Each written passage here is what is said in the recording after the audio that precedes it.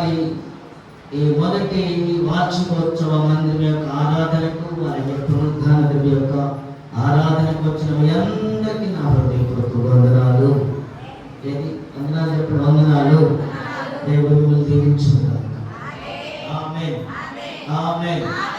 April రాసిన పత్రిక 6వ అధ్యాయము 14 చరణం చదువుకున్నాం. ఏమాత్రం ఆలస్యం లేకుండా నచ్చినట్లు కొన్ని విషయాలు ఇక్కడ దేవుడు అంటున్నాడు. మన పితరుడైన అబ్రహాముతో ఏమంటున్నాడు? తన తోడని ప్రమాణం చేసి, I will surely bless you and I will surely multiply you.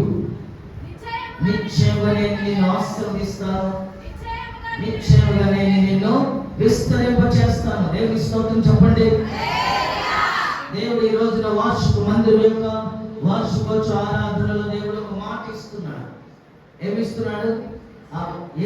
మనకి నిశ్చయముగా నేను నిన్ను ఆశీర్వదిస్తాను, నిశ్చయముగా నేను నిన్ను విస్తరింపజేస్తాను.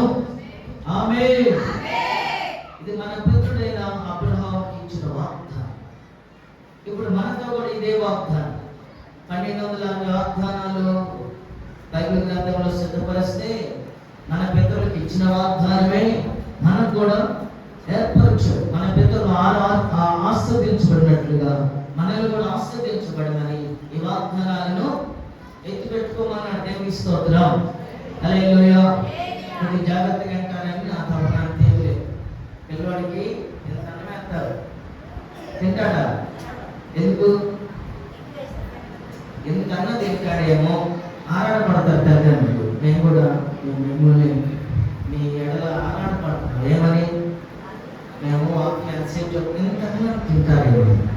మొదట్లోనే మీరు పిల్లల్ని కాసేపు దేవుని స్తోత్రం ఎక్కించుకోండి. లోపల హృదయంలో వెళ్తే వాక్యము ఆశీర్వాదం. మన పిల్లల్ని ఆస్వాదించిన దేవుడు ఇప్పుడు ఆస్వాదించబోతున్నాడు.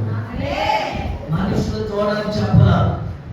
మనుషులు వాగ్దానం చేస్తారు, రాజకీయ నాయకులు వాగ్దానం చేస్తారు, కానీ వాగ్దానాలు ఎడిపోతే తెలియదు. కానీ మన దేవుడు వాగ్దానం చేస్తున్నాడు అబ్రహాముతో. ఏమని? నా తోడని ప్రమాణం చేస్తున్నాడు. నిశ్చయముగా నేను నిన్ను ఆశీర్వదిస్తాను, నిశ్చయముగా నేను నిన్ను విస్తరింపజేస్తాను. మొదటి ఆశీర్వదిస్తాడు. ఆశీర్వదించబడ్డాడు ఏమవుతాడు? విస్తరించబడతాడు. ఒక వ్యక్తి కానీ, ఒక సేవకుడు కానీ, ఒక విశ్వాసి కానీ ఎవరైనా ఆశీర్వదించబడ్డారంటే వారు విస్తరించబడతారు. నాకు అర్థమైపోతుంది. ఏమవుతుంది? ఒక ఇల్లు కట్టాడు, మన సంవత్సరానికి దానిపైన మరి ఎవరు కడుతున్నాడంటే ఏమైంది? దాని అర్థం ఏంటి? ఆశీర్వదించబడిన వాడు. నీ స్థలము, నీ పొలము, నీకున్న యావత్ ఏమవుతుంది? మల్టిప్లై, విస్తరించబడబోతుంది. స్తోత్రం కలుగుగాక. హల్లెలూయా. ఒక వ్యక్తి ఆశీర్వదించబడడానికి దేవుడు ఆశీర్వాదం ఆత్మలో కనపడాలంటే అది విస్తరించబడి ఉండాలి. అబ్రహాము దేవుడు ఎలా పిలిచాడంటే ఒంటరిగా పిలిచాడు. అబ్రహాము దేవుని మాట వినేను, విశ్వసించెను. నేను ఆశీర్వదిస్తాను రా అన్నాడు. నమ్మాడు, దేవుడిని నమ్మాడు. ఇదిగో ఒంటరిగా బయలుదేరాడు. నీవు కూడా నీ గృహం నుంచి ఒంటరిగా వచ్చావేమో. ఇప్పుడు నీవు ఆశ్రయించబడబోతున్న దినం ఇది. నీవు విస్తరించబడబోతే దినం ఇది. దినం కొరకు మనం దినాల కొరకు ఎన్ని దినాల నుంచి ప్రార్థించాము. మనం బుధవారం ప్రార్థించాం, శనివారం ప్రార్థించాం. వీళ్ళందరూ చాలా ప్రార్థన చేశారు. మేము కూడా ఈ దినం కొరకు రోజు ప్రార్థన చేస్తూనే ఉన్నాం. దేవునికి స్తోత్రం. ఆశీర్వాదం ఎక్కడ ఉంటుందో, విస్తరణ ఎక్కడ ఉంటుందో అక్కడ వ్యతిరేకం కూడా ఉంటుంది. విశ్వాసి ఎంత బలముగా మందిరంలో ఆశ్రయించబడుతుందో అంత వ్యతిరేకత కూడా కనపడుతూ ఉంటుంది. ఎట్లా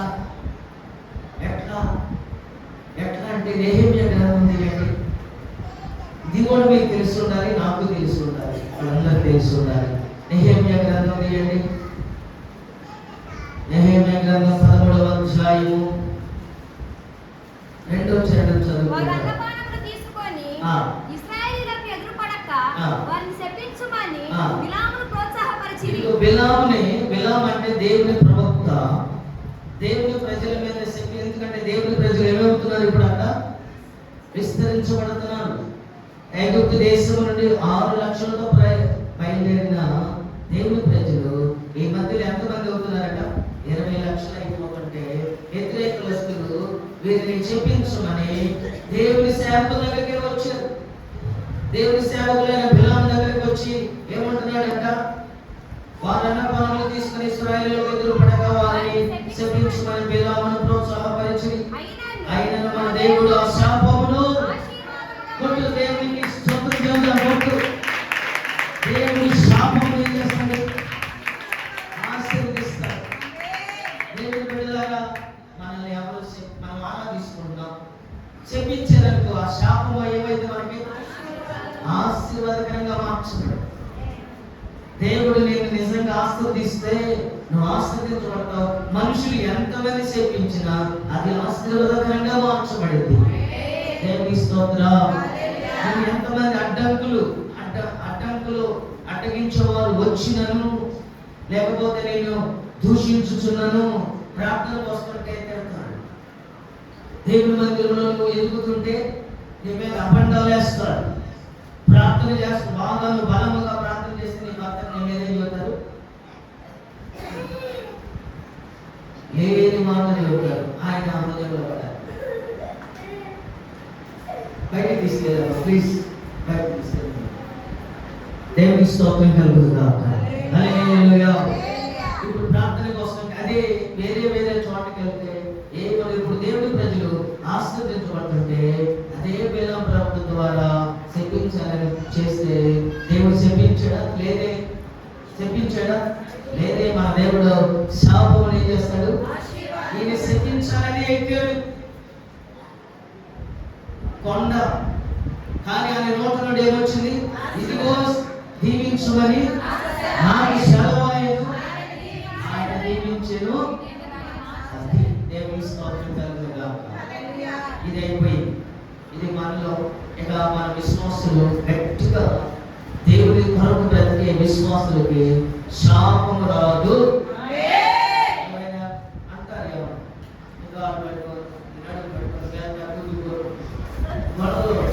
దేవుని స్తోత్రం చెప్తుంది. ఎందుకు విన్నారుగా? ఏమన్నారు? ఆ శాపమును ఆశీర్వాదాలని కొలువే. దేవుని స్తోత్రం. హల్లెలూయా. ఆదికాండము 13వ అధ్యాయము 6వ చరణము. ఎందుకంటే దేవుడి ఆశీర్వాదం ఎట్లా ఉందో చూద్దాం. ఎవరెవరు? అబ్రహాము, లోతు, వారిద్దరు కలిసి జీవించలేనంతగా వారు ఒక ప్రాంతంలో జీవిస్తున్నారు. ఆ ప్రాంతంలో దేవుడు ఏం చేశాడు? వీళ్ళకి ఆశీర్వాదకరంగా వచ్చాడు. మనం ఆశీర్వదించబడితే విస్తరించబడతాం. ఇక శాపం అయిపోయింది, అది కొట్టేశారు, దాన్ని తీసేయండి. ఇప్పుడు మనం ఆశీర్వదించబడితే ఇప్పుడు మన స్థలం ఏమైంది? మల్టిప్లై, విస్తరించబడింది. ఇప్పుడు లోతు, అబ్రహాము మామూలు కలిసి ఉన్నారు, కానీ వాళ్ళిద్దరూ ఇప్పుడు ఎంత ఆశీర్వదించబడ్డారంటే వాళ్ళిద్దరు కలిసి నివసించలేనంత ఆశీర్వాదం. ఒకటి భౌతికంగా ఆస్వాదించబడాలి. విశ్వాసి మందిరంలో నీవు లోతుగా నాటబడుతున్న విశ్వాసులారా, మొదటిగా నీవు భౌతికంగా ఆస్వాదించబడాలి. రెండవది ఆత్మీయంగా కూడా ఆస్వాదించాలి. మనం భౌతికంగా ఆశీర్వాదాలు కోరుకుంటాం, విస్తరణ కోరుకుంటాం. మరి దేవుని మందిరంలో యెహోవా మందిరావరణము ఎన్నెన్నో మేలుకలవు. ఏమున్నాయి మందిరంలో? లోతుగా నాటబడితే నువ్వు ఎన్నెన్నో మేలులు పొందుకుంటావు. సహజంగా లోకంలో మనందరం ఏం కోరుకుంటామంటే ఒక ఇల్లు, ఒక కారు, పొలము, స్థలము, ఇంకా కావాల్సిన వస్తువులు, ఇవన్నీ కోరుకుంటాము. మరి మందిరంలో ప్రార్థన చేద్దామని కోరుకుంటామా? నేను బాగా ప్రార్థన చేయాలి అని కోరుకుంటామా? ఏమో బాగా ప్రార్థన చేయాలని కోరుకుంటామా? కోరుకో. నేను ఉపవసించి ప్రార్థన చేయాలని కోరుకుంటామా? నేను ఇదిగో ఈ మందిరం కొరకు ఇదిగో 3 దినాలు అన్ని సక్రమంగా జరగాలని 3 దినాలు ఉపవసించి ప్రార్థన చేద్దామని కోరుకుంటామా?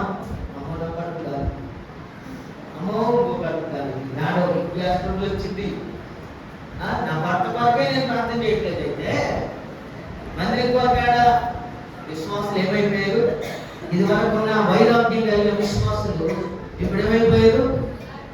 వాళ్ళు చల్లారిపోయారు, మనం కూడా చల్లార్చారు. దేవుని స్తోత్రం. విశ్వాసులు ఎలా ఉండాలి? వైరాగ్యంతో కూడి ఉండాలి.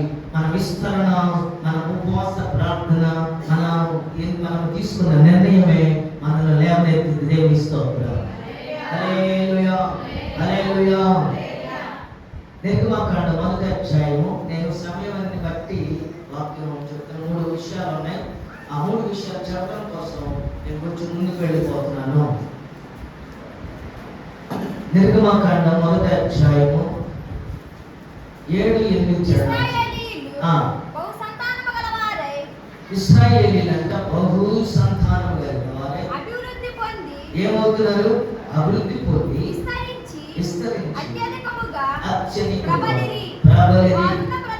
వారున్న ప్రదేశం వారితో నిండి ఉండెను. దేవుని స్తోత్రం కలుగును గాక. హల్లెలూయా, హల్లెలూయా, హల్లెలూయా. హల్లెలూయా. ఇశ్రాయేలు బహు సంతానము గలవారై అభివృద్ధి పొంది విస్తరించి అత్యధికముగా ప్రబలి వారున్న ప్రదేశము వారితో నిండి ఉండెను. దేవుని స్తోత్రం. మన ప్రదేశం అంతా మనతో నిండబడును గాక. దేవుని బిడ్డలారా, మనం సామాన్యులు కాదు. కొదమ సింహం యొక్క కొదమ సింహం ఎలా ఉంటది? సింహము గర్జన ఎలా ఉంటది? సింహము ఎలా ఉంటది? నీతిమంతులు దేంతో పోల్చబడ్డారు? సింహముతో.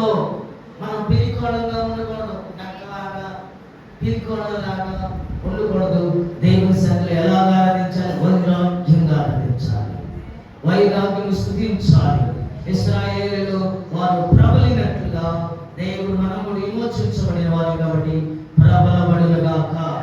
మందిరము యొక్క మునుపటి మందిరము కంటే కడవరి మందిరము యొక్క మహిమ విస్తరించబడునుగాక.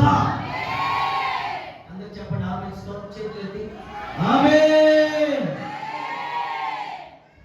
ప్రతి తల్లిదండ్రులు ఏం కోరుకుంటారు?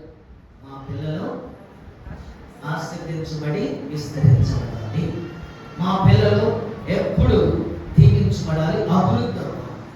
ఏ తల్లిదండ్రులకు దానికి తగ్గట్టుగా నువ్వు అవుట్పుట్ ఇస్తే, వాళ్ళు ప్రతిరోజు వాళ్ళకి ఇవ్వాల్సింది నువ్వు ఇస్తే వాళ్ళు ఏమవుతారు? ఏం పెట్టకుండా, నువ్వు పెట్టకుండా అబ్బాయి తినకుండా, అమ్మాయి తినకుండా, బాబు తినకుండా, బాబు తినకుండా, నువ్వు పెట్టకుండా శరీరపరంగా అభివృద్ధి అవుతాడా? శరీరపరంగా అభివృద్ధి అవుతారా? పిల్లలకు ఒక కంట్రోల్ చేయడం తల్లిదండ్రులు పైకి ఎందుకు వెళ్తున్నారు? మరి సమస్య వచ్చిందేమో అన్నిటికీ చేయకో. దయచేసి ఎవరు తల్లిదండ్రులు వాళ్ళు మీ పిల్లలు కంట్రోల్ చేసుకోవాలి. దేవుని పిల్లలే ఎవరు పిల్లలు మనం కూర్చోబెట్టుకోవాలి, నోటి మీద ఎక్కించుకోవాలి. అంతేకాని వాళ్ళు వదిలేసాం, మేము వాక్యం అన్నామండే అంటే వాళ్ళు ఎక్కడ తిరుగుతున్నారు? వాళ్ళు చేస్తున్నారు. సంతనాగం బయట దేవుని మందిరం. దేవుని స్తోత్రం. హల్లెలూయా, హల్లెలూయా. మీ పిల్లలు తింటున్న ఆహారం వల్ల అభివృద్ధి అవుతారు. ఇలాగే మేము వచ్చే వాక్యం వల్ల విశ్వాసుల మీద అభివృద్ధి అయ్యి గొప్పగా ప్రబలం అవును గాక. మీరు గొప్పగా ప్రబలం అవును గాక. అబ్రహాముని దేవుడు ఎందుకు ఆశీర్వదించాడు? ఎందుకు విస్తరింపజేసాడు? ఎందుకు తన వ్యక్తిగత జీవితంలో ఆత్మ సంబంధంగా, శరీరపరంగా అబ్రహామును దేవుడు ఎందుకు విస్తరించి ఆశీర్వదించాడంటే నేను 3 విషయాలు చెప్తాను. దేవుని స్తోత్రం. ఇప్పుడు అసలు వాక్యంలోకి వచ్చాం. అసలు వాక్యంలోకి వచ్చాం.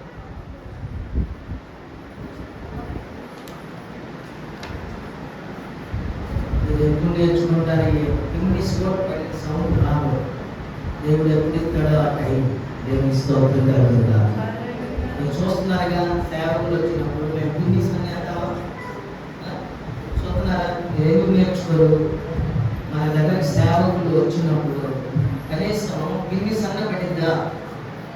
గడగడలు ఆడతాం, గడగడలు ఆడతాం.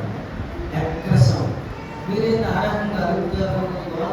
పిల్లలు నేర్పితే నిలబడతాడు. అక్కడ వదిలేస్తే ఇక్కడ ఉండలేవు. జాగ్రత్తగా ఉండండి. అబ్రహాం ఎందుకు ఆశీర్వదించబడ్డాడంటే, ఎందుకు విస్తరించబడ్డాడంటే నేను 3 విషయాలు చెప్తాను. మొదటి మాట, ఈ రోజున మనం ఆస్వాదించబడి విస్తరించబడును గాక. మా సంఘం అంటే ఏంటి? విశ్వాసులు. విశ్వాసులు ఆస్వాదించబడితే ఆ సంఘం ఎట్లా ఉంటుంది? ఆస్వాదించబడినట్టుగా ఉంటుంది. ఆస్వాదించబడిన వాడు ఎట్లా ఉంటాడు చెప్పండి? ఆస్వాదించబడిన వాడు ఎట్లా ఉంటాడు? ఏమా ఏంది లేదా? విస్తరించబడతారని కనపడుతూ ఉంటుంది. ఒకడు ఆస్వాదేశం ఇంట్లో ఉందంటే వాడు రోజు రోజు ఏమవుతాడు? విస్తరించబడుతూ ఉంటాడు. దేవునికి స్తోత్రం. మొదటి మాట ఏంటంటే, మొదటిది మనలో ఏమనుకోవటంటే, దీవించబడాలంటే, విస్తరించబడాలంటే నిర్మూలమైన శబ్దమైనది మొదటి నువ్వు తొలగించాలి. మొదటి మాట ఏంటి? నిర్మూలమైన శబ్దమైనది నీలో ఉండకూడదు, నీ కుటుంబంలో ఉండకూడదు. అప్పుడు నువ్వు విస్తరించబడతావు. సంఘంలో ఉండకూడదు. అప్పుడు సంఘము దీవించబడి విస్తరించబడి. చెప్పండి, మొదటిది ఏంటంట? నాలో. చెప్పండి, నాలో నాలో నాలో. నిజంగా మీరు అందరూ చెప్తున్నారా? అందరూ చెప్తారా? అట్లాగే ఎక్కడ గొడవాడితేనే ఊరంతా పడితే ఇప్పుడు ఎంతమంది చెప్తే ఎట్లా ఏర్పడింది? ఎంత జ్ఞానం పడిందో నాలో. ఇప్పుడు పెరిగింది, మళ్ళీ పెరిగింది బుద్ధి. నాలో కొద్దిగా నాలో, నాలో కుర్చీలో కూర్చున్న నాలో నిర్మూలమైన శబ్దమైనది తొలగించుకోబోతున్నాను. దేవుడు నన్ను, నా కుటుంబాన్ని, సంఘాన్ని ఆశీర్వదించి విస్తరింప చేయబడును గాక. ఆమేన్. ఇప్పుడు ఆశీర్వదించబడి మనం విస్తరించబడాలంటే మనలో ఏముండాలి? మొదట నిర్మూలమైనది శరీరమైనది ఏమీ కూడా మనలో ఉండకూడదు. చదువుదాం చదువుదాం చదువుదాం.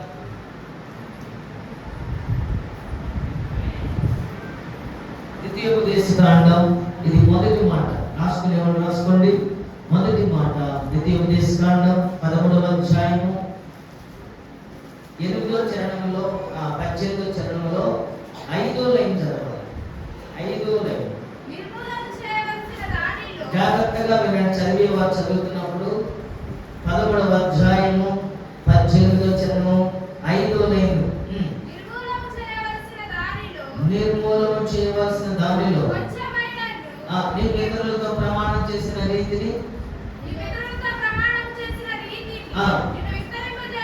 అది అక్కడి నుంచి 5 కదా, అది 5 లేదన్నా 5 నా బైబిల్లో సార్ క్షమించు, నా బైబిల్ 5 ఉందన్నాను.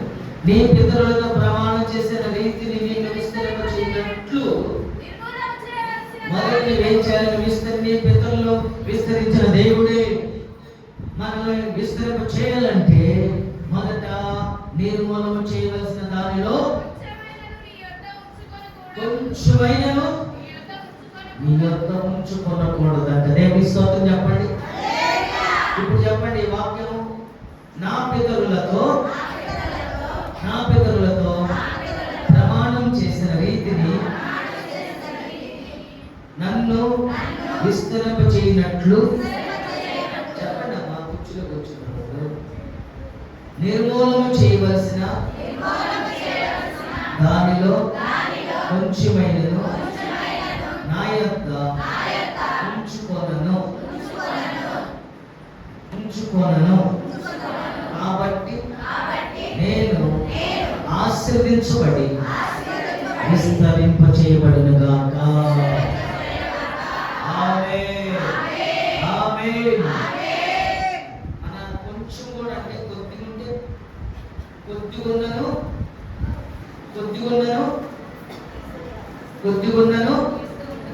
కొంచెం ఉన్నా నువ్వు దీవించబడవు. ఇక్కడ లేదు, మొత్తం ఎక్కడో ఉన్నా కొంచెం కూడా స్పందన లేదు. ఎందుకంటే మాను స్పందించబడు. ఒక్కడు కూడా స్పందించట్లే. మనసులు ఎక్కడో ఉన్నాయి. ప్రార్థనకు వచ్చేటప్పుడు ప్రార్థన చేసుకుని వచ్చారా? ఇంట్లో నన్ను నీ స్వాధీనపరచుకోవడానికి ప్రార్థన చేసుకుని వచ్చారా? అంతే చేసుకుని వచ్చేసారు. అంతే వచ్చేసారు. ఎక్కడికి బయలుదేరుతున్నా మనం ఏం చేయాలి? నిజంగా చేసేదా? చేస్తే మీ మైండ్ ఎక్కడే ఉండదు కాక. మన పితరులు ఎందుకు ఆస్వాదించబడ్డారు? కొంచెం కూడా శబ్దమైనది లేదు. ఇప్పుడు కొంచెం ఉన్న ఇప్పుడు మనము కమ్యూనియన్ తీసుకుంటాం.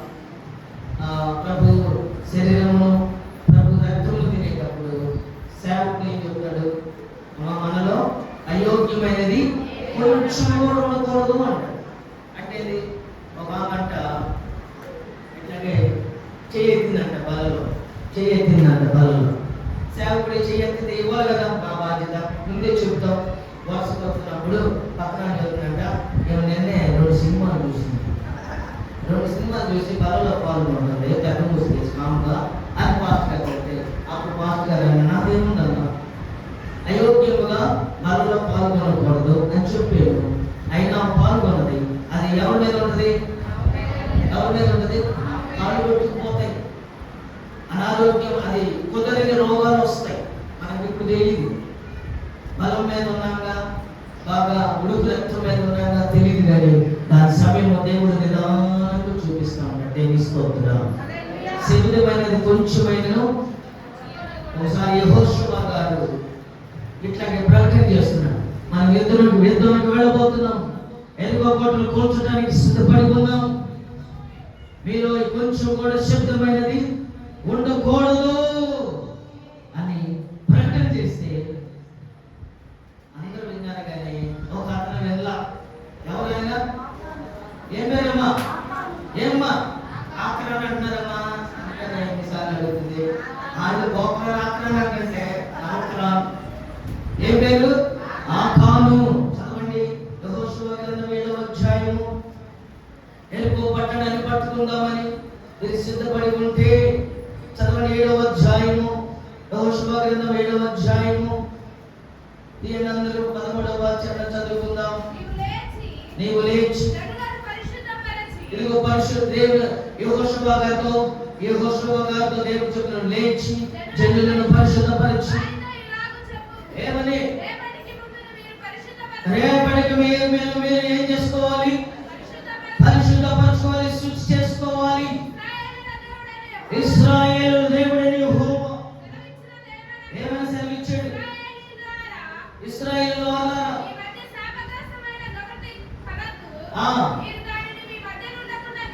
నిర్మూలన చేయండి. దేవుని స్తోత్రం. 20వ వచనం చదవమా. ఆకాను యెహోషువ ఇశ్రాయేలు దేవుడని యెహోవాకు విరోధముగా నేను పాపం చేసింది నిజము. దేవుని స్తోత్రం. హల్లెలూయా, హల్లెలూయా. బయటికి లేకుండా మాట ఇచ్చారు, లేచారమ్మా, మాట ఇచ్చారుగా. దేవుని స్తోత్రం. ఆకాను అంటున్నాడు యెహోషువ గారితో, అయ్యా శబ్దమైనది నేను పాపం చేశానని నా కూడా పెట్టుకున్న మాట నిజము. దోపుడు సొమ్ములో నుండి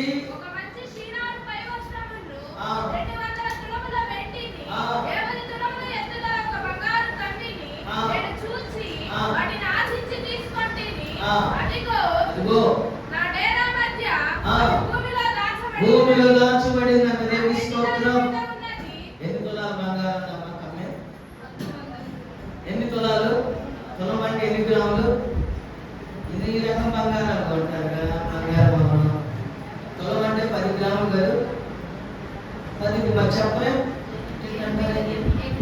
8 అది కదా 8. ఇప్పుడు 200 తులాలంటే 200 × 8 200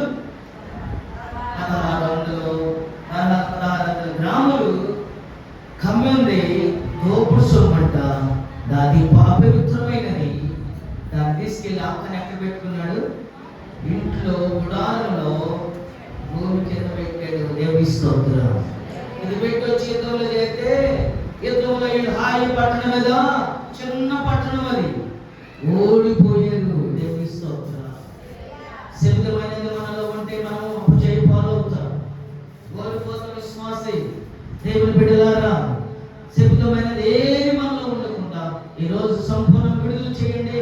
దేవుడు మీకు జయమైపోతున్నాడు, జయమైపోతున్నాడు, సంఘమునకు జయమైపోతున్నాడు. అప్పుడు విస్తరించబడతారు. విశ్వాసం ద్వారా మీరు విస్తరించబడితే సంఘం విస్తరించబడినట్టే. మేము ఎంత ప్రార్థన చేసినా మీ దగ్గర శక్తి యెహోషువ గారే ఓడిపోయి వచ్చాడు. మీ దగ్గర లోపల శబ్దమైన పెట్టుకుంటే మేము ఎంత మోకాళ్ళు అరిగిపోయేంత ప్రార్థన చేసిన భక్తి సింగ్ గారు మోకాళ్ళు ఆయన వేసిన మోకాళ్ళ ఆ బండల మీద ఒంట్లో పడి అంత ప్రార్థన పడి ఎంత ప్రార్థన చేసినా మనలో ఏముండకూడదు, శబ్దమైనది ఉంటే ఓడిపోతాం. వీళ్ళు హాయి పట్టణ ఓడిపోయి వచ్చినాక దేవుని దగ్గర బట్టలు చించుకొని మోకాళ్ళు వేసి సాష్టాంగ నమస్కారం చేసి యెహోషువ ప్రార్థన చేస్తున్నప్పుడు దేవుడు చెప్పాడు, శుద్ధమైనది ఒకటి ఇదిగో ఉన్నది. అప్పుడు అతను వచ్చి యెహోషువ గారిని ఒప్పుకున్నాక అతను ఏం చేశారు, ఇంటికి చదువుకోండి. ఏం చేశారు, ఆకాన్ని ఏం చేశారు, రాళ్ళతో కొట్టి చంపేశారు. దేవుని స్తోత్రం. ఒప్పుకున్నంత మాత్రాన కుదరదు. ఒప్పుకున్నానని మళ్ళా పాపం చేయకూడదు. నువ్వు దేవుని మందిరం ఆశ్రయించబడిన మందిరంలో నీవు ఏం చేయాలంట, దీనిని పవిత్రమైన స్థలంలో నీవు కానీ ఒప్పుకు నిర్దోషమైన చేతులెత్తి శుద్ధమైన హృదయంతో దేవుని అడిగినట్లయితే నీవు అప్పుడు ఆశ్రయించబడతావు, దీవించబడతావు, కృప పొందుకున్న దాని అవుతావు. దేవుని స్తోత్రం. అబ్రహాముతో దేవుడు అందుకే చెప్తున్నాడు 17వ అధ్యాయం మొదటి చరణంలో, నా సన్నిధిలో నీవు నిందారహితుడిగా ఉన్నావు, నా సన్నిధిలో నడుచుచు నిందారహితుడు ఉన్నారు మనం. దేవుని స్తోత్రం. అప్పుడు నువ్వు ఆశీర్వదించబడతావు, అప్పుడు విస్తరించబడతావు. ఏందమ్మా సంఘం విస్తరించబడతా, నేను విస్తరించబడతా, ఆశీర్వదించబడలేదంటే నీవు మొదట ఏం చేయాలి, శబ్దమైనది నిర్మూలన చేయాల్సింది నీ గృహంలో కానీ నీలో కానీ ఉండనే ఉండకూడదు. నీ బిడ్డలకు చెప్పాలి, రేపు ఎక్కడైతే ఆశీర్వదించబడవరా అని చెప్పాలి. రాకండి చెప్పాలి. పిల్లడు ఒక చోట, నువ్వు ఒక చోట. పిల్లడు చేసేది చూస్తా ఉంటే ఏం చేసేది, నన్ను దాటిపోయాడు చెప్పలేకపోతున్నాను అన్నావనుకో, అయినా శబ్దం వదిలిపెట్టిదా. దేవుడు పరిశుద్ధాత్మ దేవుడు మాట్లాడుతున్నాడు. ఎన్ని దినాల నుంచి మేము ప్రార్థన చేసుకుంటే ఈ వాక్యాన్ని బోధించినప్పుడు శుద్ధాత్మ తెలియపరుస్తుంది. దేవుని స్తోత్రం. హల్లెలూయా, హల్లెలూయా. నువ్వు ఏ నష్టంలో ఉన్నావో ఒకసారి ఆలోచించుకో. ఒకసారి దేవుని అడుగుతున్నప్పుడు ఆలోచించుకునేది నా మనదేమో ప్రార్థనకు వస్తూనే ఉంటాం. ప్రార్థన ఏదైనా సమస్య వస్తే ఏం చేయాలి, కానీ అడగలుగుతారు. భర్త ఏదో చెప్పాడని భర్తతో పాటు ఏదో ఒకటి చెప్పవచ్చు అని ఈరోజు విశ్వాసులారా భర్త మీద దోషేస్తున్నారు. ఏంటమ్మా ప్రార్థన కాలుష్యంగా వచ్చామంటే ఏం చెబుతున్నారు, ఆయన మీద ఇంకా నువ్వు 6 నెలల పిల్లలు పాలు రావట్లేదు. నువ్వు ఇప్పుడు ఎలా ఉన్నావు, సమృద్ధి ఆహారం తినేదానికి ఎలా ఉండాలి, సమృద్ధిగా ఆహారం తినేం చేయాలి. ఎద్దులు సమృద్ధిగా ఆహారం ఏం చేస్తే దున్నాలి. దేవుని స్తోత్రం కలుగుగా. దేవుని సన్నిధిలో మీరు ఆగ్రహించబడాలి. ఆమె చెప్పండి, ఆమె చెప్పండి. ఇక్కడ ఉన్నవారు ఆమె చెప్పండి, లేని వారు ఆమె చెప్పండి. అందరూ ఉన్న దేవుని స్తోత్రం కలుగుగా. దేవుడు సౌలు లాంటి వాడిని దేవుడు ఏం చేశాడు, పక్కకు నెట్టేశాడు. సౌలు పక్కకు నెట్టేశాడు. ఎందుకు తెలుసా, సౌలులో ఏముంది, అవిధేయత ఉంది, శబ్దమైనది ఉంది, నెట్టేశాడు. రాహేలులో ఏముంది, కొత్త నాన్నగారి కుటుంబంలో ఏం తెచ్చింది, ఏమా గృహదేవతలు అంటే ఏదనుకుంటున్నారు, పటాలు తెచ్చింది. భర్త 2 సార్లు అనౌన్స్మెంట్ చేశాడు. మీ దగ్గర ఏదైనా ఉంటే తీసుకొచ్చి ఏ వృక్షం కింద, మస్తకే వృక్షం కింద పెట్టేయి అని 2 సార్లు ప్రకటించినా కానీ కాముగా ఉన్నది. 3వసారి ఆయన తన తండ్రి కూడా వచ్చి సోదా వేసిన ఏమన్నా తండ్రితో, నాన్న నేను లేవలేని దాన్ని నన్ను లేకపోతే అప్పట్లో ఉన్నాయి, అప్పట్లో కూర్చోండి. కొంతమంది శబ్దమైన దాని మీద కూర్చుంటారు. ఏమైంది రాహేలు, ఏమైంది, ఏ గురువులు చేరకముందే అంటే ఇశ్రాయేల్ దేశము మరి యెరూషలేము చేరకముందే బైపాస్లోనే రక్తం కక్కుని చనిపోయింది. దేవుని స్తోత్రం కలుగునుగాక. హల్లెలూయా. ఇది మొదటిది. మనలో శబ్దమైనది మనం నిర్మూలన చేస్తే దేవుడు మన సంఘాన్ని, కుటుంబాన్ని దేవుడు ఆశీర్వదించుగాక. రెండవది యెహెజ్కేలు గ్రంథము 36వ అధ్యాయము. యెహెజ్కేలు గ్రంథము త్వరగా తీయండి. 36వ అధ్యాయము 37, 38 చరణాలు. ఏమని?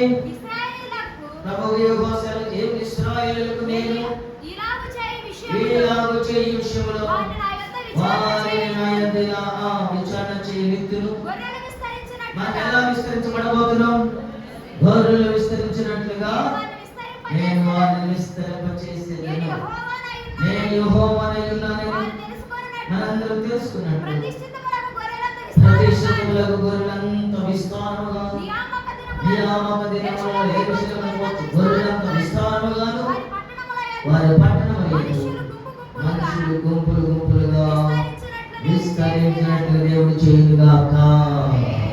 ఆమేన్. మనం ఎలా విస్తరించబడబోతున్నాం? గొర్రెలు విస్తరించినట్లుగా గుంపులు గుంపులు విస్తరించబడబోతున్నాం. రెండో మాట ఏంటంటే దేవుని యొక్క విచారణ చేయాలి. విశ్వాసి దేవుని బిడ్డలారా, మనం ఎక్కడ విచారణ చేయాలి? మనుషుల దగ్గర కాదు విచారణ చేయాలి. మన పెళ్లి ఏదైనా పెట్టుకున్నా, ఏదైనా శుభకార్యం పెట్టుకుంటే ఎక్కడికి వెళ్తారు? ఇప్పుడు చెప్పండి, ఎక్కడికి వెళ్తారు? మనుషుల దగ్గరికి వెళ్ళి అయ్యా మంచి దేవుడు పెట్టు. దేవుడా మనిషి? దేవుని దగ్గర విచారణ చేసిన వాడు విస్తరించబడతాడు. వాక్యంలో ఉందని నా సొంత మాటలు కాదు, ప్రతిదీ దేవుని మాటే. నువ్వు ఆశీర్వదించబడి విస్తరించబడాలంటే అబ్రాహాము వలె దేవుని దగ్గర ఏం చేయాలి? విచారణ. నేను ఈ రోజు నుండి విచారణ ప్రారంభిస్తాను. చెప్పండి, నేను ఈ రోజు నుండి విచారణ చేయటం ప్రారంభిస్తాను. దేవుని స్తోత్రం కలుగునుగాక.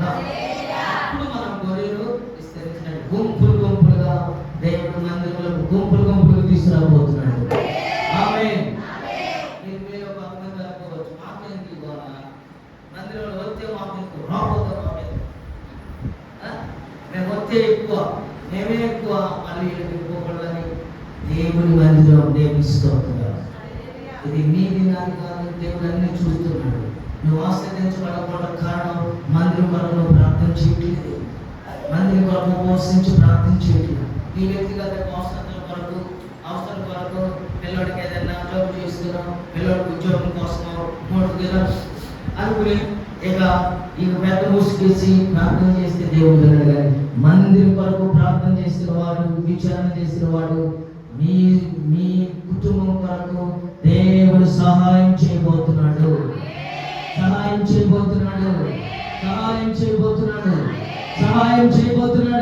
ఈ కుటుంబాన్ని లేవనెత్తబోతున్నాడు. సంఘమును లేవనెత్తబోతున్నాడు. ఎత్తగట్టమో నిన్ను లేవనెత్తబోతున్నాడు. లేవనెత్తి దేవుడు, ఆయన పేరు నజరేయుడైన యేసు. ఈ మందిరంలో ఏముందంటే 65వ అధ్యాయం యెషయా గ్రంథం 10వ వచనము, సేవకులు మీకు ఏమిస్తారంటే, సేవకులకు మేము చదవండి 65వ అధ్యాయం. ఇక్కడ విచారణ ఎందుకు చేయాలో ఇక్కడ చక్కగా రాయబడిన మాటలు మనం చదువుకుందాం. చదువు. ప్రభు గురించి విచారణ చేసి, దేని గురించి? నా ప్రజల నిమిత్తం షారోను గొర్రెల మేత భూమి అగును, ఆ గోరులోయ పశువుల పరులు స్థలమగును. దేవుని స్తోత్రం. మళ్ళా దేవుని స్తోత్రం కలుగునుగాక. హల్లెలూయా. ఇక్కడ విచారణ చేస్తే షారోను గొర్రెల మేత భూమికి అయింది. దేవుని స్తోత్రం. అంటే ఇప్పుడు మనం దేవుడు గొర్రెలతో పోల్చాడు. షారోను పొలములో పూచిన, షారోను పొలములో పూచిన పుష్పమై లోయలలో పుట్టిన వల్లి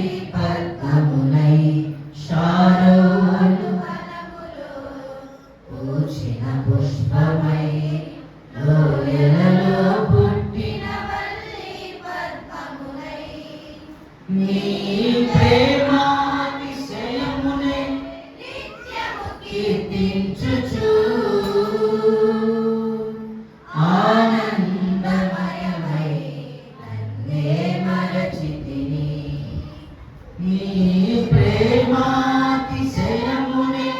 నిత్యము కీర్తించుచు ఆనందమయమై నన్నే మరచితివి. హల్లెలూయా. ఇక్కడ ఏం దొరికింది మీకు? ఏ మేత? ఏ మేత? గొర్రెల మీరు మేత. ఏ మేత? సేవకులుగా మీకు ఏ మేత ఇస్తాం? చెప్పండి. జీవాహారమైన మేతను దేవుడు మీకు సమృద్ధిగా అనుభవిస్తున్నారు. మీరు పొందుకున్నంత తిన్నంత వేస్తున్నాం. ఎవరైనా కాదనే వాళ్ళు ఉన్నారా? దేవుడు ఎదురు చెప్పడు, అబద్ధం చెప్పడు. నేను చెప్పకూడదు, మీరు చెప్పకూడదు. ప్రతి దినం అంటే ప్రతి ఆదివారం నియామక కూడికలలో మీకు సమృద్ధిగా మేత దొరుకుతుందా లేదా? దొరుకుతుంది. మూడోసారి, రెండోసారి మేత దొరుకుతుందా దొరకలేదా? ముచ్చటగా మూడోసారి మేత మీకు సమృద్ధిగా దొరుకుతుందా దొరకలేదా? దొరుకుతుంటే మరి ఆ మేత ఎందుకు తింటలేదు? ఎందుకు తింటలా? కాళ్ళ కింద ఎందుకు తొక్కేస్తున్నారు? ఇప్పుడు చెప్పండి. కాళ్ళ కింద ఎందుకు వేసి తొక్కేస్తున్నారు? మంచి మేత కాదా? మంచి మేత కాదా? మంచిదేనా? మరి మంచి మేత అయినప్పుడు ఎందుకు వదిలేస్తున్నారు? చెప్పండి. మీరు తినంత తిని వెతికెళ్ళి పక్కనోళ్ళకి ఇవ్వచ్చు కదా. దేవుని స్తోత్రం కలుగుతుందా? మన పేదరుడు దేవుని సన్నిధిని విచారించినప్పుడు దేవుడు వారిని ఆస్వాదించాడు. మనం కూడా విచారణ అంటే ఏంటి? విచారణ అనగా ప్రార్థన. విచారణ అనగా దావీదు మహారాజు ఎక్కడికి వెళ్తున్నా విచారించాలి. మనం ఇప్పుడు బయటకు వెళ్తున్నాం అని ఏం చేయాలి? విచారించాలి. ప్రభువా నేను ఇప్పుడు బయలుదేరుతున్నాను, ప్రార్థన చేసుకుని మనము వెళ్ళాలి. అన్నిటికీ టైం ఉంటుంది, కానీ ఒకదానికి టైం ఉంటుంది. నన్ను ధ్యానం, అది ప్రేయర్, దానికి మాత్రం మనకి సమయం ఉండదు. ఒక అతను నాకు నేర్పించాడు, ఒక సేవకుడు. 3 సార్లు ప్రార్థన చేసి 3 వాక్యాలు చదివి బయటికి ప్రార్థన చేసి, ఇంట్లో ప్రార్థన చేసి, వరండాలో ప్రార్థన చేసి అప్పుడు బయటకు అడిగారు. ఇదంతా ఒక గంట సేపు జరిగింది. ప్రార్థనకి ఎంత విలువ ఇస్తున్నాడు? బయటకి ఎంత నడారు? ఎంత విలువ ఇస్తున్నాడు? చెప్పండి. ఎంత విలువ ఇస్తున్నాడు? ఎంత విలువ ఇస్తున్నాడు? చెప్పండి. ఎంతో సుందరుడన్నతాను ఎంతో మురిసిపోయి ఆయన చూసి మనము పెళ్లి కుమారుని పెళ్లి కూతురు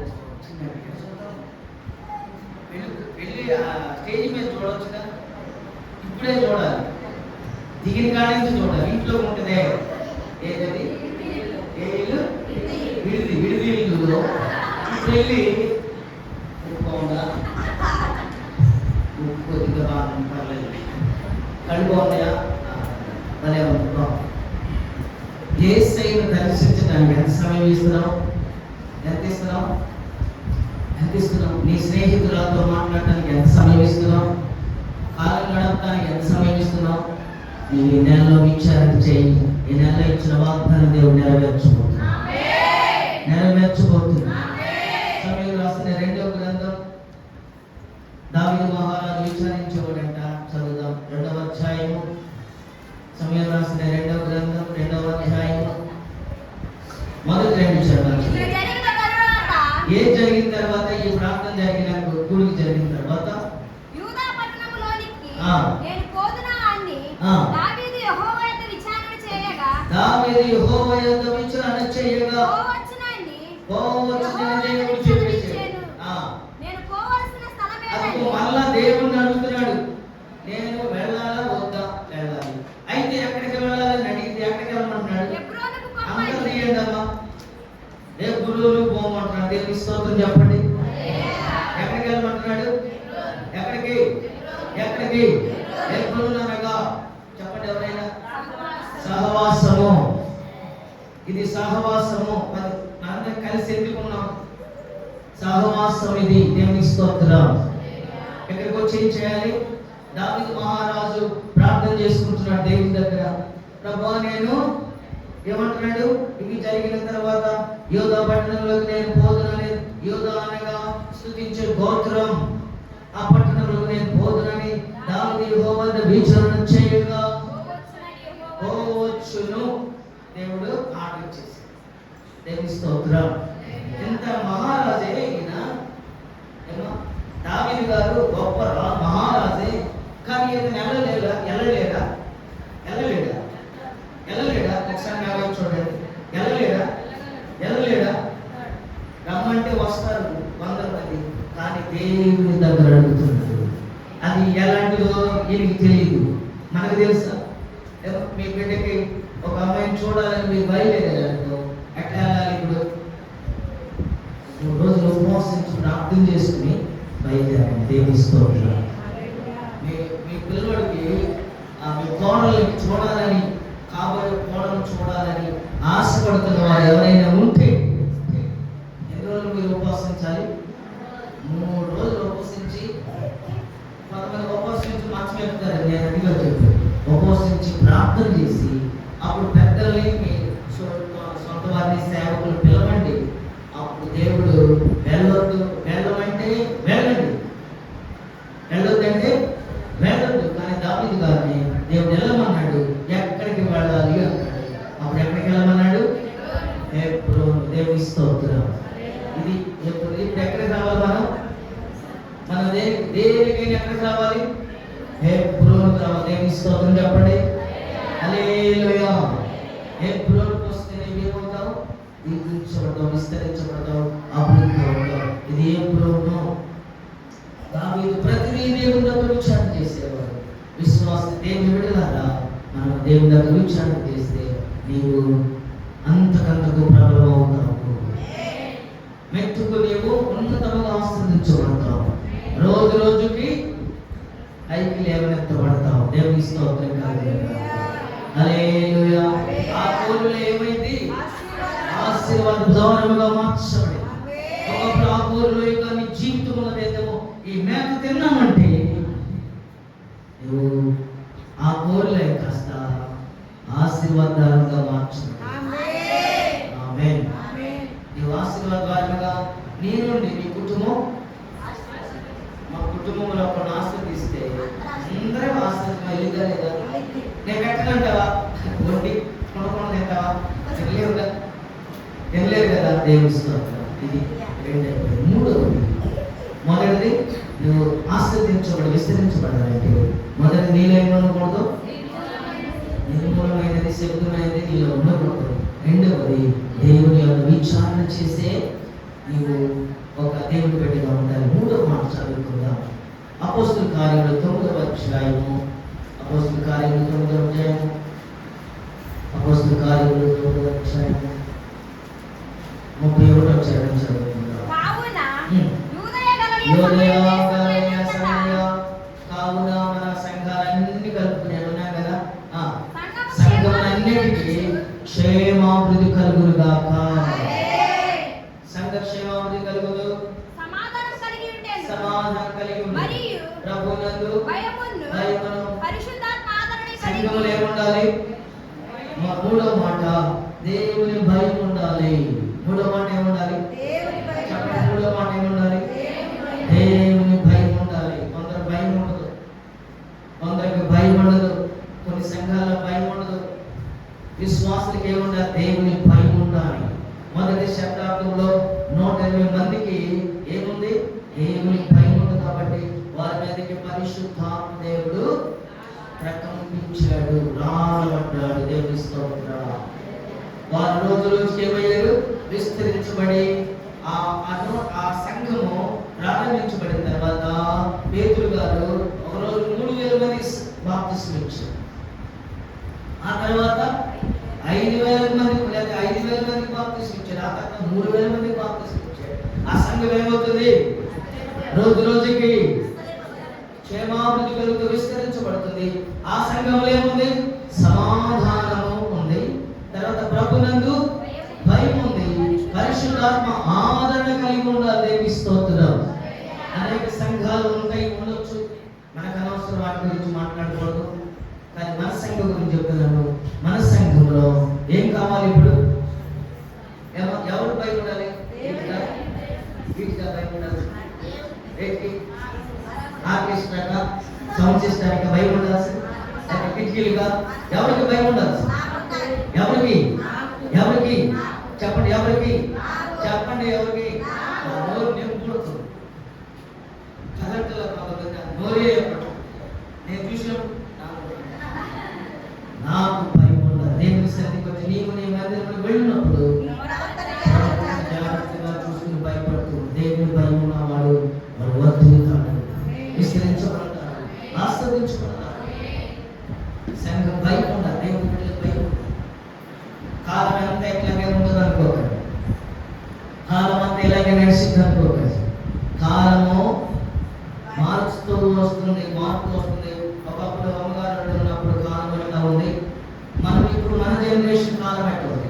అప్పుడు ప్రార్థన అంటే భయపడేవాడు, ఇప్పుడైతే కొంతమంది మనుషులకు భయపడతారు, దేవుడికి భయపడతారు.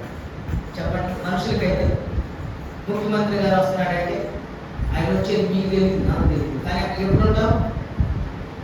ఎప్పుడు ఉంటామమ్మా? ఏమో టీచర్ గారు ఉన్నారు కదా, మాస్టర్ గారు అందరూ ఉన్నారు కదా. మీ అధికారులు చెప్పగా మీరు ఏం చేస్తారు? అది ఎక్కడైనా సరే వాళ్ళు మరి ఎక్కడొచ్చేదండి మేము బండి లేదు అంటారా? అనో. దేవునికి నువ్వు మనుషులకు భయపడుతున్నారు కానీ దేవునికి భయపడుతున్నారా? దేవుని సన్నిధికి భయపడుతున్నారా? మనుషులు పెట్టే దానికి ఇవి 15 దేవుని సన్నిధిలోకి వచ్చేటప్పుడు కాదు అంటే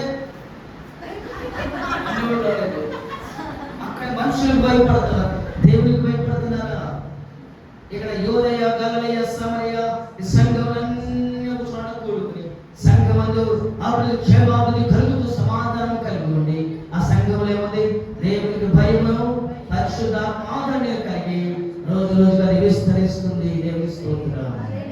సంఘం విస్తరించబడాలంటే సంఘంలో భయం ఉండాలి.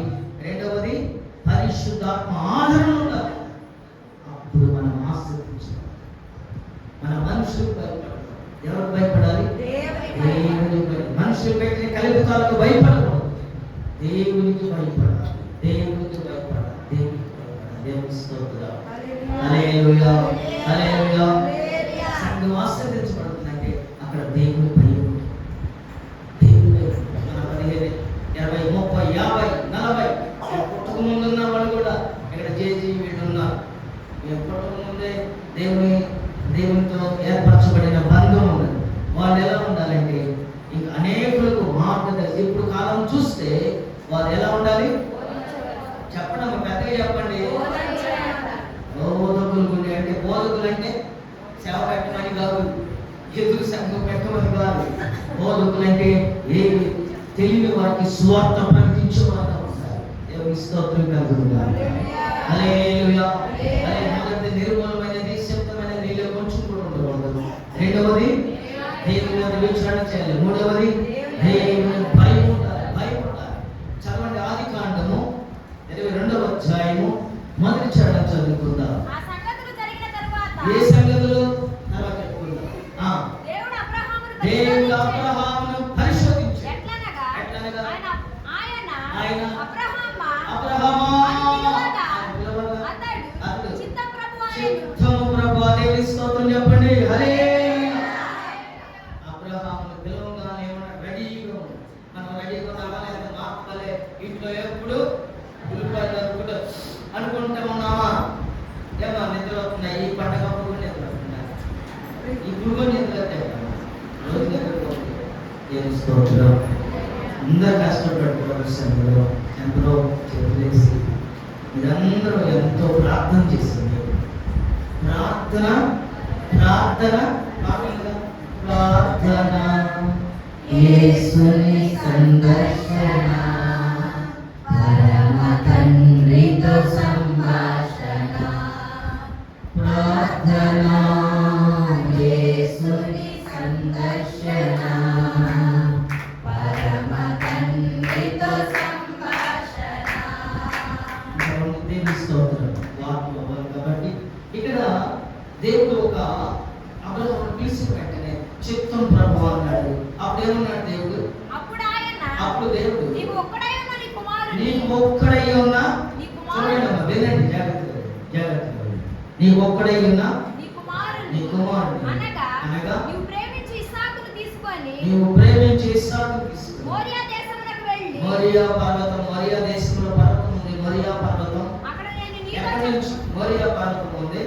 బెయేర్షెబా నుండి మోరియా పర్వతమునకు 60 మైళ్ళు దూరం అంట. ఎంత దూరం? 60 మైళ్ళు అంటే ఒక మైలు వచ్చి ఎన్ని కిలోమీటర్లు? 1 కిలోమీటర్ల 600 మిల్లీమీటర్లా? కిలోమీటర్ తక్కువ ఉన్నది మీటర్స్. దేవుని స్తోత్రం. హల్లెలూయా. అంటే 1.60. అప్పుడు ఆ మొత్తం మన కిలోమీటర్లు లెక్కైతే సుమారుగా 97 కిలోమీటర్లు. దేవుని స్తోత్రం చెప్పండి. హల్లెలూయా. బెయేర్షెబా నుండి మోరియా పర్వతం దాకా ఎంత దూరం అంట? 97 కిలోమీటర్లు. మైలు తెలియదు కాబట్టి అక్కడ ఒకే ఒక కుమారుని నా కొరకు మన దేవుడు దహన బలి కోరుకునేవాడ? దహన బలులు నైవేద్యములు కోరుకోడు. అయినా పరీక్ష ఇది దేవుని భయం అంటే. ఏది దేవుని భయం అంటే? ఏదో మోకరించి ప్రార్థన చేసుకుని బయటకు వెళ్ళగానే పిల్లలు కూడా రంగాలే దూకటం, అది దేవుని భయమా? లేకపోతే నీ ఇంటి పక్కన గొడవ వచ్చి నువ్వు కూడా ఇక ఆమె 2 బూతులు అందని నేను కూడా ఇప్పుడు అనుకోని కుదరదని నువ్వు బూతని ఆమె 2 3 2 4 6 ఆమె రెచ్చిపోయిందని నువ్వు రెచ్చిపోయి ఆమె రెచ్చిపోయి ఆమెకి నీకు తేడా ఉందా? నీలో దేవుని భయం ఉందా? చెప్పండి. ఉన్నంత ఆమె లోకంలో మనిషి 10 బూతులు అనేది, 100 బూతులు అనేది, 1000 బూతులు అనేది అసలు ఈ రోజంతా కలుగుతానే ఉంటుంది. నువ్వేం చేయాలి? ఇంత దాకా వచ్చినా నేను కూడా అనుకోదు. పాస్టర్ గారు నువ్వేమన్నారు? కాసేపు వినబాక, తప్పదు. అది దేవుని భయం కాదు. ఇక్కడ రాయబడిన మాటలు వెంటనే కుమారుని తీసుకుని మరుసటి రోజునే తెల్లవారినప్పుడు అబ్రహాము లేచి అది గాడికి ఏం కట్టాడు? కళ్ళు కప్పేసి ఇద్దరు తీసుకుని కుమారుని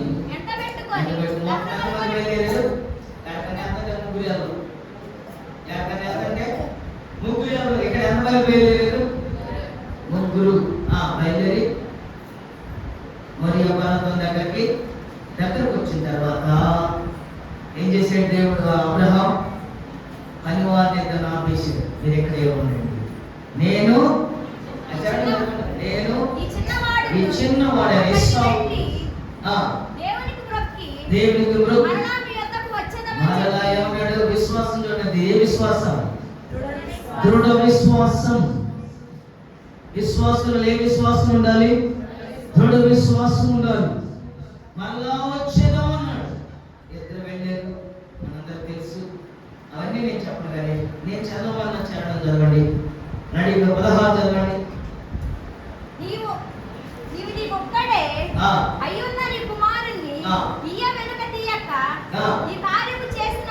దేవుని స్తోత్రం చెప్పండి. హల్లెలూయా. ఈ కార్యము చేసినందున 17వ చరణం. ఈ కార్యము చేసినందున నేను నిన్ను ఆశీర్వదించి ఆకాశ నక్షత్రముల వలె సముద్రమందు ఒడ్డునున్న ఇసుక రేణుల వలె నిన్ను నీ కుటుంబాన్ని దేవుడు ఆశీర్వదిస్తాడు. దేవుని స్తోత్రం. దేవునికి భయపడటం వలన విశ్వాసం అడుగులు వేయండి. ప్రార్థనకు వచ్చేటప్పుడు కోరలు అనవాళ్ళు ఇప్పుడు కాదండి. అయ్యా ప్రార్థన చేయాలి. ఉండి పెట్టాలి. పోగొట్టుకుని నా భర్త ఉండమన్నాడు అని సమయాన్ని పోగొట్టుకుని వ్యర్థపరుస్తున్నామేమో నా సహోదరులారా. దేవుడు నేను విస్తరించబడాలంటే మేము వాక్యాలు చెబుతున్నాం కానీ మీరు ఎందుకు ఎదగలేదంటే మీరు ఆహారం తినట్లేదు, దేవుని సన్నిధిలో ఎదగట్లేదు, నడవట్లేదు. ఎప్పుడు అబ్రహాము పరిశోధించబడి ఒక్కడైన దేవుడు ఇచ్చిన దాన్ని మనం తీసుకుంటాడా? దేవుడు ఇచ్చిన దాన్ని తీసుకుంటాడా? దేవుడు ఇచ్చిన దాన్ని మళ్ళా తీసుకుంటాడా? బలి కోరుకుంటాడా? మన దేవుడు నరబలి కోరుకునేవాడా? ఏమా రక్తం దాపేవాడా? కోరేవాడా? చెప్పండి, మన దేవుడు ఎవరు మన దేవుడు? నైవేద్యములు కోరుకునే దేవుడు కాదు, లేకపోతే నరబలు కోరుకునే దేవుడు కాదు. ఆయన కోరుకుంటే నిన్ను అడుగుతుంది ఏంటి? ఎండి బంగారం కోరుకుంటున్నాడా? ఏం కోరుకుంటున్నాడు? ఎదిగి దానికి హృదయంతో స్తుతించమని కోరుకుంటున్నాడు. దేవుని స్తోత్రం. పరీక్షించబడినప్పుడు కొన్నిసార్లు మనం పరీక్షించబడతాం. విశ్వాసం పరీక్షించబడినప్పుడు ఎలా ఉండాలి? లెక్క చిన్న పరీక్ష రాగానే నేను మానేదేంటి? చిన్న పరీక్ష రాగానే ఏమంటాం? చెప్పండి, ఏమంటాం? ప్రార్థన మాంతం. మొదట మానేదేంటి? ప్రార్థన. ఏది మానుకో. ఎవరైనా మన ఇంట్లో ఆయన చనిపోయారు, ఆ రోజు కోసం ఎవరైనా ఆ రోజు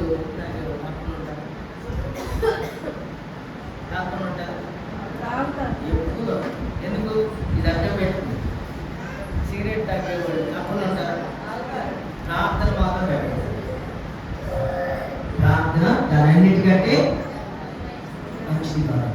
అంతేనా? ఈ రోజున ప్రజలలో ఇలాంటి పరిస్థితులు ఉన్నాయి. విశ్వాసాలు మనం ఎలా ఉండాలంటే దేవుని చేత అగ్ని చేత కాల్చబడాలి. మనం అగ్ని చేత ఏం చేయాలి? కాల్చబడాలి. కృప పొందిన బిడ్డలుగా ఉండాలి. అపొస్తలుడైన పౌలు ఒక మాట అంటున్నాడు, అది చెప్పేసి నేను ముగించేస్తాను. 7-9 కొరింథీయులకు రాసిన 2వ పత్రిక 9వ అధ్యాయము 12వ చరణం చదువుకుందాం.